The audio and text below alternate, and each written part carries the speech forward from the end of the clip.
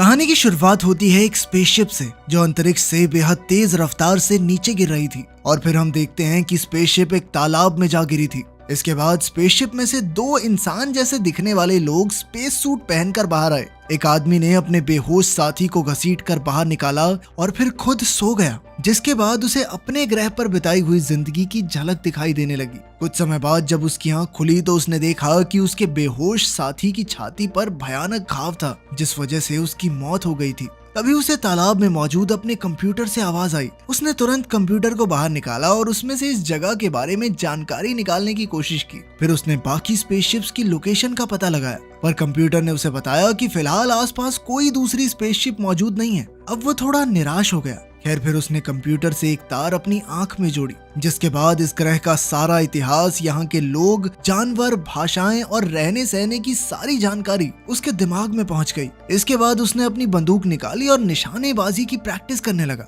फिर शाम को उसने अपने मरे हुए साथी के लिए कब्र खोद कर उसे दफना दिया। अब इस आदमी का मिशन था सिर्फ अपनी बंदूक के सहारे इस घने जंगल से सही सलामत बाहर निकलना और अपने ग्रह पर वापस जाना। काफी देर चलने के बाद वो एक भारी भरकम व्हेल की लाश के सामने पहुंचा और वो समझ गया कि ये काम किसी इंसान का नहीं है। उसने देखा कि वो एक गांव में पहुंच गया था, लेकिन वो पूरा गांव किसी भयंकर हादसे में एकदम तबाह हो गया था। तभी उसे एहसास हुआ कि कोई उस पर नजर रखे हुए है और वो तुरंत भाग निकला, लेकिन जल्द ही एक घुड़सवार उसके पीछे पड़ गया। उसने इस आदमी पर हमला करके उसे बेहोश कर दिया और साथ ही उसकी बंदूक भी नदी में गिर गई। अब इस आदमी को बेहोशी की हालत में बंदी बनाकर वाइकिंग्स के एक गांव में लाया गया, जो चारों ओर से लकड़ी की दीवारों से घिरा हुआ था। इसके बाद हम इस गांव के राजा रॉथकर को देखते हैं, जो अपनी बेटी फ्रेया के साथ तलवारबाजी का अभ्यास कर रहा था। इसी दौरान फ्रेया ने अपने पिता से कहा कि वो वुल्फ्रिक से शादी हरगिज नहीं करेगी। तभी अचानक गलती से फ्रेया के कंधे पर चोट लग गई तो राजा ने उसकी मरहम पट्टी की। तभी वुल्फ्रिक वहां आया, पर उसकी अजीब बातें सुनकर फ्रेया वहां ज्यादा देर तक रुकी नहीं और बाहर चली गई। खैर फिर वुल्फ्रिक ने राजा को खबर दी कि पास के गांव पर भयानक हमला हुआ है। पूरा गांव खून से सना हुआ है, लेकिन वहां उन्हें एक भी लाश नहीं मिली। इसके बाद उन्होंने एक आदमी को पकड़ा, मगर वो इस इलाके का नहीं लगता। तब हम देखते हैं कि उस आदमी को पूरे गांव के सामने बंदी बनाकर खड़ा कर दिया गया और सब हंसकर तमाशा देख रहे थे। खैर फिर वुल्फ्रिक उस आदमी को पूछताछ के लिए कमरे में घसीट लाया। वुल्फ्रिक ने उसका नाम पूछा तो उस आदमी ने कहा कि उसका नाम कीनन है। कीनन ने उसे झूठ कह दिया कि वो उत्तर दिशा के इलाके से यहाँ पर ड्रैगन्स का शिकार करने आया है, लेकिन किसी ने उसकी बात पर यकीन नहीं किया, क्योंकि उन्हें लगता था कि साथ के गांव की तबाही के पीछे कीनन का हाथ है। अब कीनन ने वहां से भागने की कोशिश की, मगर वाइकिंग्स बहुत ताकतवर थे। बाद में जब वो अकेला कैद था तो उसने बेहद गर्म लोहे के सरिये से अपनी जंजीर तोड़ने की कोशिश की, लेकिन तभी फ्रेया वहां आ पहुंची। वहीं दूसरी ओर राजा ने वुल्फ्रिक से कीनन के बारे में पूछा, मगर वुल्फ्रिक ने बताया कि अब तक कोई खास जानकारी नहीं मिली। तब राजा ने उसे तबाह हुए गांव के राजा गुनार को ढूंढने को कहा, ताकि वो उसे समझा सकें कि उनके गांव पर हुए हमले के पीछे हमारा कोई हाथ नहीं है। वुल्फ्रिक इसके लिए हरगिज राजी नहीं था, क्योंकि गुनार ने उसके पिता का कत्ल किया था, इसलिए वो गुनार से नफरत करता था। खैर राजा ने उसे समझाया कि वो सब तेरे बाप की लापरवाही की वजह से ही हुआ था, गुनार की गलती नहीं थी इसमें। उधर फ्रेया और कीनन साथ थे तो फ्रेया ने उससे पूछा कि क्या उसने ही पास के गांव पर वो हमला किया था, लेकिन कीनन ने इससे साफ इनकार कर दिया। इसके बाद अचानक उसने खुद को आजाद करके फ्रेया और गार्ड पर हमला बोल दिया और उन्हें हराकर वहां से भाग निकला। अब आधी रात को कीनन भाग रहा था, मगर अचानक वहां दुश्मन के हमले का ऐलान हो गया। जल्द ही उनके गांव की फौज युद्ध के मैदान में उतर आई, क्योंकि उन्हें लगा कि गुनार उनके गांव पर हमला करने वाला है। पर बाहर आकर वो सब हैरान रह गए, क्योंकि वहां कोई भी नहीं था। उन्हें एहसास हुआ कि उनका दुश्मन कोई और नहीं बल्कि एक बेहद खूंखार जानवर है, जिसने पहले ही गांव में घुसकर लोगों को मारना शुरू कर दिया था। अब कीनन भी इस जानवर के पीछे दौड़ा। उसने जानवर के सामने जाके उसे मूरवेन कहकर पुकारा और तब ये खुलासा होता है कि वो इसी ड्रैगन का शिकार करने आया था। अब कीनन उस पर हमला करने ही वाला था कि तभी ऐन वक्त पर फौजियों ने उसे फिर से पकड़कर एक पत्थर से बांध दिया। तब उसे अपने ग्रह की फिर से याद आई, जब मूरवेन्स की फौज ने उनके ग्रह पर हमला कर दिया था और कीनन अपने लोगों को बचा नहीं पाया। खैर फिर अगले दिन हम देखते हैं कि एक छोटे से गरीब बच्चे ने कीनन को अपनी ब्रेड का छोटा सा हिस्सा दिया। वहीं दूसरी ओर गांव वाले ये पता लगाने की कोशिश कर रहे थे कि कल रात किस भयानक जानवर ने उन पर हमला किया था। फिर वो कीनन को राजा के सामने लाए तो राजा ने कीनन से इस ड्रैगन के बारे में पूछा। तब कीनन ने उन्हें बताया कि इस ड्रैगन का नाम मोरवेन है और इसने कीनन के ग्रह के लोगों पर भी हमला किया था। मोरवेन अक्सर अपने शिकार को रोशनी से आकर्षित करते हैं और फिर उसे बुरी तरह मार डालते हैं। असलियत तो ये थी कि मोरवेन के पास गायब होने की ताकत है और वो कीनन की स्पेसशिप में ही छुपकर यहाँ पहुंचा था और तब से ही वो चारों ओर तबाही मचा रहा है। ये सुनकर गांव वाले तो कीनन को फांसी देने को तैयार हो गए, क्योंकि उसी की वजह से धरती पर इतनी बड़ी मुसीबत आई थी। मगर राजा ने जैसे तैसे उन्हें रोका। फिर कीनन समझ गया कि वाइकिंग्स अपने लोगों की रक्षा के लिए मोरवेन का शिकार करने के लिए जरूर जाएंगे, इसलिए उसने राजा से गुजारिश की कि वो भी उनके साथ मोरवेन को पकड़ने जाना चाहता है। इस पर राजा मान गया और जैसे ही वो बाहर निकले तो अचानक फ्रेया ने उसे मुक्का मारकर कल रात का बदला लिया।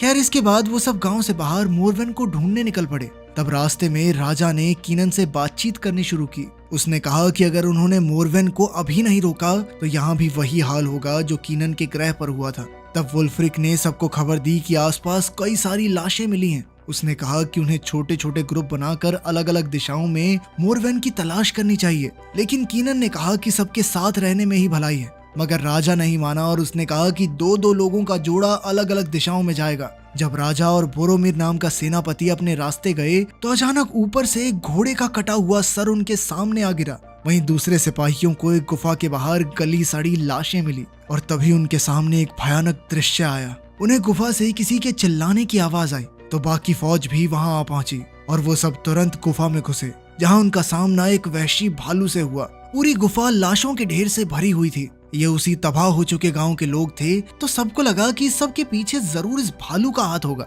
उन्होंने भालू पर हमला कर दिया और अंत में कीनन ने अपनी तलवार से उसका काम तमाम किया। तब कीनन की बहादुरी से खुश होकर राजा ने उसे अपनी कैद से रिहा कर दिया। इसके बाद शाम को पूरे गांव ने भालू की मौत का जश्न मनाया। कीनन भी इस जश्न में आम गांव वालों की तरह कपड़े पहनकर शामिल हुआ। उसे देखते ही सबने खुली बाहों से उसका स्वागत किया और राजा ने उसे अपने साथ बैठाकर खाना भी खिलाया। तभी कीनन के सामने वही गरीब बच्चा आ गया जिसने कीनन को अपनी ब्रेड का हिस्सा दिया था। तो कीनन ने उसका एहसान चुकाने के लिए उसे अपनी तलवार तोहफे में दी। फिर उसने बच्चे का नाम पूछा तो उसने कहा कि उसका नाम एरिक है और उसके माँ बाप एक लड़ाई में मर चुके थे, इसीलिए अब सभी गांव वाले मिलकर उसकी देखभाल करते थे। कुछ देर बाद वुल्फ्रिक ने खेल खेल में कीनन को चुनौती दी। तब कुछ सिपाही ढाल अपने सर पे रख के बैठ गए और खिलाड़ियों को उनके सर पर रखी ढाल पर चलकर अंत तक पहुंचना था। बेचारा कीनन तो कई बार लड़खड़ाते हुए बोरोमिर पर जा गिरा, पर वुल्फ्रिक ने उसका मजाक नहीं उड़ाया बल्कि उसे हाथ देकर खड़ा किया। आखिरकार जश्न खत्म होने के बाद कीनन हॉल से बाहर निकला तो फ्रेया उससे मिलने आई। उसने कीनन का शुक्रिया अदा किया क्योंकि उसने जंगल के मिशन पर फ्रेया के पिता का साथ दिया था। लेकिन कीनन ने कहा कि सच तो ये है कि लोगों की जान लेने वाला वो जानवर मोरवेन है, ना कि कोई भालू, और वो किसी भी समय वापस आ सकता है। अभी अचानक हम देखते हैं कि गुन्नार की फौज ने उनके गांव पर हमला बोल दिया था। दोनों ओर से जबरदस्त तलवारबाजी चल रही थी जिसमें कीनन और फ्रेया भी शामिल हो गए और उन्होंने कई दुश्मनों को मार गिराया। इधर गुन्नार ने राजा को घेर लिया था और वो उसका काम तमाम करने ही वाला था कि ऐन वक्त पर कीनन ने राजा की जान बचाई। अब कीनन और गुन्नार के बीच भयंकर लड़ाई होने से पहले ही गुन्नार के सिपाही उसे खींचकर पीछे ले आए, क्योंकि वो जानते थे कि गुन्नार कीनन के सामने नहीं टिक पाएगा। जाने से पहले गुन्नार ने राजा को गाली देते हुए उस पर अपने गांव की तबाही का इल्जाम लगाया। खैर, लड़ाई खत्म होने के बाद फ्रेया ने कीनन को गुन्नार के बारे में सब कुछ बताया। कई साल पहले जब वुल्फ्रिक के पिता राजा हुआ करते थे तो उन्होंने आसपास के सभी गांवों को इकट्ठा करके फ्रांस पर हमला करने का प्लान बनाया, मगर उस वक्त गुन्नार ऐन वक्त पर वहां पहुंचा ही नहीं, जिस वजह से उसे धोखेबाज समझा गया और तब से दोनों गांवों के बीच में दुश्मनी शुरू हो गई। इसके बाद हम देखते हैं कि गुन्नार और उसकी फौज जंगल में पड़ाव डालकर बैठे थे। पता चला कि आज वो वुल्फ्रिक पर हमला करके सालों पहले का बदला लेने आए थे। पर जैसे ही एक सिपाही कुछ दूर हल्का होने गया तो अचानक तालाब में से मोरवेन बाहर आ गया और उसने सिपाही को बेरहमी से मार डाला। गुन्नार और उसकी फौज को लगा कि इस हमले के पीछे वुल्फ्रिक का हाथ है। कुछ ही पलों में मोरवेन ने कई सिपाहियों को मार गिराया और अंत में सिर्फ गुन्नार उसके सामने खड़ा था। उसने बिना जान की परवाह करते हुए मोरवेन का सामना करने का फैसला किया। तभी हम देखते हैं कि गुन्नार के कुछ साथी मोरवेन से भागकर दूसरे गांव में आ गए थे और वो उनसे अपनी जान बचाने के लिए गेट खोलने की भीख मांगने लगे। जब वुल्फ्रिक ने गुन्नार के आदमियों को फिर से गांव में देखा तो उसे लगा कि ये जरूर उनकी कोई चाल है, इसीलिए उसने अपने सिपाहियों को हमला करने का आदेश दिया। लेकिन कुछ ही पलों में गुन्नार वहां दौड़ता हुआ पहुंचा वो एक बार के लिए मोरवेन से जैसे तैसे अपनी जान बचाकर भाग आया था। वो भी अब साथ वाले गांव से मदद मांगने के इरादे से ही आया था, मगर वुल्फ्रिक के सिपाहियों ने लगातार तीर चलाकर गुन्नार के सभी साथियों को मार डाला। अंत में सिर्फ गुन्नार जिंदा बचा तो कीनन ने फौजियों को जैसे तैसे रोका और गांव के दरवाजे खुलवाए ताकि गुन्नार अंदर आ सके। गुन्नार के अंदर आते ही वुल्फ्रिक उसकी जान लेने को तैयार हो गया, पर तभी सबकी नजर जंगल में जगमगा रही नीली रोशनी पर पड़ी। और रोशनी एक आदमी को बुरी तरह नोचकर खा रही थी। कुछ ही पलों में नीली रोशनी लाल हो गई, जिससे मोरवीन का असली भयानक रूप सबके सामने आ गया और वो जंगल में भाग गया। अब सभी लोगों को समझ आ गया था कि इन जानलेवा हमलों के पीछे किसी भालू का नहीं, मोरवीन का ही हाथ है। इसके बाद ग्रेट हॉल में राजा ने सबको इकट्ठा किया, जहाँ गुन्नार और वुल्फ्रिक अब भी एक दूसरे के खिलाफ ही खड़े थे। गुन्नार ने बताया कि जब उसने मोरवीन पर अपनी तलवार चलाई तो ऐसा लग रहा था मानो वो किसी पत्थर की दीवार को मार रहा हो। तब कीनन ने बताया कि मोरवीन को खुले इलाके में मारने की कोशिश करना बेहतर है, इसीलिए उन्हें मोरवीन को पकड़ने के लिए जाल बिछाना होगा। मगर वुल्फ्रिक इसके लिए राजी नहीं था। उसने कहा कि कीनन उनके ग्रह का आदमी नहीं है, इसलिए उसकी बात नहीं माननी चाहिए। तब कीनन ने गुस्से में कहा कि 2 रुपए का दिमाग तो है नहीं तेरे अंदर, सारे अंदाजे गलत होते हैं तेरे। पहले कहा कि भालू ने हमला किया, फिर इस बेचारे गुन्नार की पूरी फौज मरवा दी बिना बात के। अचानक वो दोनों हाथापाई पर उतर आए, पर राजा ने उन्हें छुड़ाया। फिर उसने कीनन की बात मानकर कहा कि मोरवीन को पकड़ने के लिए जैसा वो कहेगा वैसा ही होगा। फिर अगले दिन लोगों ने गांव के बाहर जाल बनाने का काम शुरू कर दिया। उन्होंने कई मीटर गहरा खड्डा खोदा और उसे बाहर से ढक दिया ताकि वो आम झोपड़ी जैसा लगे। इसके बाद उन्होंने गड्ढे में कई पोल्स खड़े किए और उसे पूरी तरह से तेल से भर दिया। असल में कीनन मोरवीन को इस गड्ढे में लाकर उसे आग में जलाकर राख करने का प्लान बना रहा था। आखिरकार सारा काम खत्म होने के बाद राजा ने कीनन को अपने यहाँ नौकरी दे दी और इसी के साथ कीनन भी उनके गांव का हिस्सा बन गया। इसके बाद हम देखते हैं कि कल रात को जिन सिपाहियों पर मोरवीन ने हमला किया था, उनमें से एक की आंख खुली और उसने देखा कि वो चारों ओर लाशों से घिरा हुआ था, मगर उसी समय मोरवीन ने उसे भी बेरहमी से मार डाला। वहीं दूसरी ओर कीनन और फ्रेया उसकी झोंपड़ी में बैठकर सूप पी रहे थे तो कीनन ने अपनी जिंदगी का असली सच बताया। उसने कहा कि उसके ग्रह के लोग पूरे ब्रह्मांड पर राज करना चाहते हैं। जब वो मोरवीन के ग्रह पर कब्जा करने पहुंचे तो उन्होंने जबरदस्त बॉम्ब धमाके करके उनकी सारी प्रजाति को खत्म कर दिया। फिर उन्होंने बचे खुचे मोरवीन्स का शिकार किया। इस फौज में कीनन भी शामिल था और इस खतरनाक मिशन पर जाने के बदले उसके परिवार को रहने की अच्छी जगह दी जानी थी। आखिरकार मोरवीन के ग्रह पर कब्जा करने के बाद कीनन को अब अगले मिशन पर जाना था। तब उसे पता चला कि एक मोरवीन जिंदा बच गया था। वो कीनन की स्पेसशिप की वेंट में जा छुपा और यही वो मोरवीन था जो कीनन के साथ धरती पर आ गया और अब वो यहाँ लोगों को बुरी तरह मार रहा है। कीनन को लगता था कि इस सब का जिम्मेदार वो खुद है, पर फ्रेया ने उसे समझाया कि इसमें उसकी कोई गलती नहीं। फिर उसने कीनन को अपनी खानदानी तलवार दी ताकि वो इससे मोरवीन का खात्मा करके धरती के लोगों की रक्षा कर सके। आज रात वो लोग गुन्नार की मदद के साथ मोरवीन के जाल में फंसने वाले थे। फौजियों ने गांव के दरवाजे खोले और फिर वुल्फ्रिक और कीनन बाहर निकलकर मोरवीन के आने का इंतजार करने लगे। उन्हें अंधेरे में ज्यादा दिखाई नहीं दे रहा था, इसलिए कीनन ने एक जलती हुई मशाल जंगल की ओर फेंक दी और तभी उन्होंने देखा कि मोरवीन तो बिल्कुल उनके सामने खड़ा था। तभी अचानक एक पादरी उसके सामने आकर खड़ा हो गया और उसने मोरवीन को भगवान के नाम पर वापस लौट जाने को कहा, लेकिन मोरवीन ने एक ही झटके में उसका सर धड़ से अलग कर दिया। ये देखकर वुल्फ्रिक और कीनन तुरंत भाग निकले ताकि मोरवीन उनके पीछे आकर जाल में फंस जाए। आखिरकार उनका प्लान कामयाब रहा और मोरवीन गड्ढे में जा गिरा, मगर बदकिस्मती से वुल्फ्रिक का भी पैर फिसल गया और वो भी गड्ढे में गिर गया। तभी अचानक बाहर के दरवाजे भी बंद हो गए, जिससे वुल्फ्रिक अंदर ही फंस गया। इधर निशानेबाज सिपाही गड्ढे में आग का तीर मारकर धमाका करने ही वाले थे कि ऐन वक्त पर कीनन ने वुल्फ्रिक को छोटी सी जगह से बाहर निकाल लिया। उसी पल गड्ढे में जबरदस्त धमाका हो गया, जिसे देखकर सभी हैरान रह गए। तभी हम देखते हैं कि औरतों के झुंड के पीछे से एक नया मोरवीन बाहर निकल आया। शायद ये उस बड़े मोरवीन का बच्चा था। उसे देखते ही चारों ओर अफरा तफरी मच गई, मगर फ्रेया ने खुद उसका सामना करने का फैसला किया। जल्द ही उसके पिता उसकी मदद करने के लिए आए, मगर मोरवीन ने एक ही झटके में उन्हें पछाड़ दिया। तभी अचानक गड्ढे वाला मोरवीन भी जलते हुए बाहर कूद पड़ा और उसने बेहद गुस्से में आम लोगों पर हमला बोल दिया। वुल्फ्रिक और कीनन ने मिलकर उसका मुकाबला करने की कोशिश की, मगर वो दोनों भी उसके सामने टिक नहीं पाए। तब गुन्नार उनकी मदद के लिए आया, लेकिन मोरवीन ने अपनी पूंछ के एक ही वार से उसका सर धड़ से अलग कर दिया और फिर से जंगल की ओर भाग गया। उसी वक्त एरिक ने कीनन को खबर दी कि एक और मोरवीन भी है जिसका सामना फ्रेया अकेले कर रही है। कीनन तुरंत उसकी मदद के लिए दौड़ा, पर वहां पहुंचकर उसने देखा कि फ्रेया अपने पिता की लाश गोद में लेकर रो रही थी। तब कीनन ने उसे हौसला दिया। फिर अगले दिन हम देखते हैं कि सभी गांव वाले मॉर्विन के डर से गांव छोड़कर जा रहे थे। एरिक ने कीनन से कहा कि वो उसके साथ गांव में ही रुकना चाहता है, पर कीनन ने उसे समझाया कि ये इलाका अब सुरक्षित नहीं है, इसलिए उसे बाकी गांव वालों के साथ कश्ती में बैठकर चले जाना चाहिए। उसने एरिक से वादा किया कि वो फिर से जरूर मिलेंगे। फिर कीनन वुल्फ्रिक के पास गया। राजा की मौत के बाद अब अगला राजा वुल्फ्रिक ही था, मगर वो चारों ओर तबाही देखकर काफी निराश हो चुका था। पर फिर कीनन ने उसका हौसला बढ़ाते हुए कहा कि वो दोनों मिलकर मॉर्विन का काम तमाम करके रहेंगे, ताकि गांव वाले एक बार फिर से खुशहाली से रह पाएं।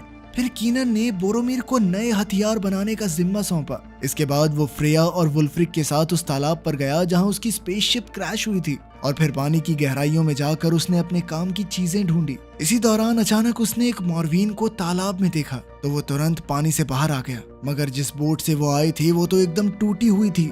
उस पर वुल्फ्रिक बेहोश पड़ा था और फ्रेया का कोई नामो निशान ही नहीं था। उधर बोरोमीर एक नया भाला बनाने में जुटा हुआ था। जल्द ही कीनन वहां आया और उससे भाला लेकर एक कुयान में घुस गया, जहां जमीन के नीचे एक खुफिया रास्ता जाता था। उसके साथी भी उसके पीछे आए और वो धीरे धीरे आगे बढ़ने लगे। वहीं दूसरी ओर किसी गुफा में फ्रेया की आंख खुली तो वो बुरी तरह घबरा गई, क्योंकि वो लाशों के ढेर में पड़ी थी। जैसे ही उसने यहाँ से भागने की कोशिश की तो मॉर्विन उसके सामने आ गया, पर तभी उसे कीनन और उसके साथियों के आने की भनक लग गई और वो फ्रेया को छोड़कर उन्हें ढूंढने लगा। उधर कीनन और उसके साथी गुफा में घुस चुके थे, जहां उनके सामने उबलते लावा से भरा हुआ गड्ढा था। जल्द ही मॉर्विन ने उन पर हमला कर दिया। तब कीनन और उसके साथी भी अपनी जान की परवाह न करते हुए उसका सामना करने लगे। उन्होंने छोटे वाले मॉर्विन का खात्मा किया, पर इसी दौरान दूसरे मॉर्विन ने बोरोमीर को मार डाला।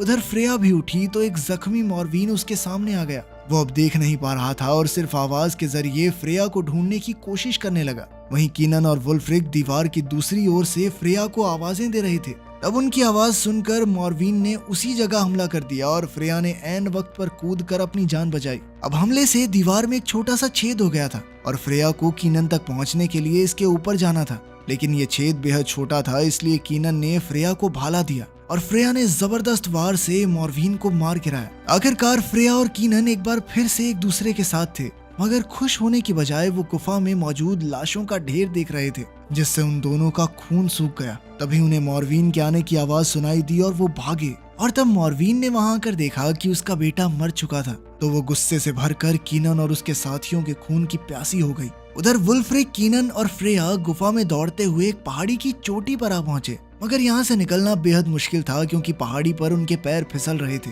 फ्रेया ने उतरने की कोशिश की, मगर उसका पैर फिसला और ऐन वक्त पर कीनन ने उसका हाथ पकड़कर उसे बचाया। इधर मॉर्विन ने अचानक वहां आकर वुल्फ्रिक पर जानलेवा हमला कर दिया। फिर मॉर्विन ने वुल्फ्रिक को उठाकर कीनन की ओर फेंक दिया और वापस गुफा में घुस गया। कीनन अपनी तलवार लेकर उसके पीछे गया तो उसने मॉर्विन की टांग काट डाली। उसने अपने सामने खून बहता देखा और तभी हम देखते हैं कि मॉर्विन पीछे से कीनन पर झपटने वाला था। तभी ऐन वक्त पर फ्रेया ने पीछे से मॉर्विन पर हमला कर दिया और कीनन ने उसी वक्त मुड़कर मॉर्विन पर लगातार हमले किए, मगर मॉर्विन उसे घसीटता हुआ पहाड़ी की चोटी तक ले आया, जबकि फ्रेया उसे पीछे से पकड़े हुए थी। कीनन ने अपनी तलवार उठाकर एक आखिरी हमले से मॉर्विन का हाथ काट डाला, जिससे वो गहरी खाई में जा गिरा। इसके बाद वो दोनों वुल्फ्रिक के पास गए, जो बुरी तरह से जख्मी था। उसने पूछा कि क्या मॉर्विन मर गया है, जिस पर फ्रेया और कीनन ने हामी भरी।